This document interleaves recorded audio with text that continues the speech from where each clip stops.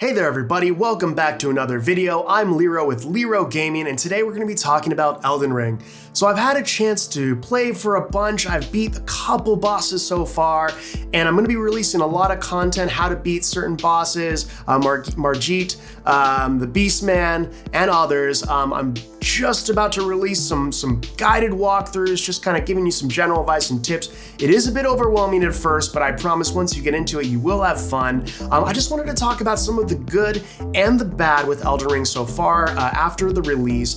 Again, I've had some time to digest everything, and I wanted to share some of my thoughts with you so far. And again, post in the comments below if you have any of your own thoughts about Elden Ring, if you've been enjoying it so far, have you been hating it, is it overrated, is it underrated?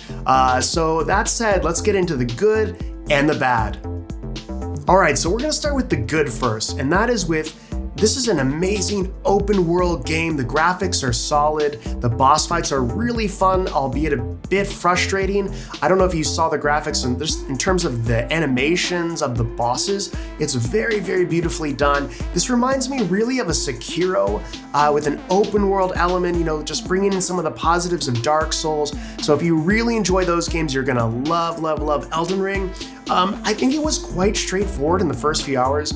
Again, those first few boss fights were a bit difficult, but we'll get into that in the bad parts. But I do think that it was relatively straightforward, just in terms of navigating and going along with the story progression. I didn't have any difficulties there. I actually ended up starting a couple different characters because I was recording videos for all of you, and I felt that it was actually really interesting to kind of explore here and there, run along with the story, and do your own thing, really. That was what I enjoyed the most. I think when I was just sort of pushing myself through the different bosses and into the castle, that got a bit tiresome because, again, the boss fights can be quite frustrating. So sometimes you need to take that time away and just relax, come back to it, digest the game, and you'll enjoy it more. I think a lot of people probably just tried to grind through, and that's when you throw the controller and start over, or you just never play again. So that was something that I really thought was interesting. But I thought again that the landscapes were beautiful, the character animation was beautiful. It was very well done and straightforward. So again, kudos on that. All right, so that was some of the good. Now let's get into the bad, because I think that it's really important we balance our reviews and just kind of manage expectations for you all. If this is a game that does require a lot of patience and skill, if this is your first time playing a Dark Souls game, it's gonna be really difficult and frustrating. You're gonna find yourself raging quite a bit because those boss fights can be quite hard. Honestly, if you've never played a game where every move matters, for example, if you're used to playing Assassin's Creed, you can just hack and slash, or Diablo, a hit or there is not gonna matter. But if you get one hit on by a boss, sometimes you could just die, or close to one hit. So that's one thing that just can be really frustrating. I did feel like Margit was a quite difficult first boss. So I would have actually done things a little bit differently. I actually went to the Beastman on one of my accounts first, and that was a little bit easier. But again, if this is your first game with Dark Souls or Sekiro, even Beastman is going to be pretty tough. Again, I'm going to post a video on how you can beat Beastman in the future. I did release a gameplay video, which you can see my Beastman fight, but we'll have more specific tips in a future video. But that all said, that was sort of tough. But let's get into the real meat here, because I think the situation that was the worst for me was the PC frame rate. Again, I don't have the Xbox version here, the PlayStation version, so I can't speak on that. But I will say for PC, there were some huge frame rate stutters. If it's a game where every single move matters, then one little game stutter can lead to your death. I died quite a bit on my first run through. Just in the sense that some of the attacks lagged with Beastman and Margit. So that was quite difficult to adjust to. I think that might be part of the reason that you see, I think it's about 40% of the Steam reviews were negative. All right, and so another issue that I thought was pretty noticeable was there was a lot of empty space. It's just so huge that it is overwhelming. Again, if this is your first Dark Souls, Sekiro types From Software game, you're gonna find this very frustrating because to go from one area to the next, it does take quite a while. I believe it was Summit who did make a video on this where he just rage quit over the sheer size and and things like that. And then of course you just die if you don't know the fight. It is a lot of memorization and things like that. I compare it to a bit like dancing, if that makes sense. So I think that a lot of people, if you make a misstep, you could die. So I do think that was really frustrating for a lot of people. And again, like I said, the learning curve is quite steep. Margit being the first boss is a bit tough of an ask in my opinion.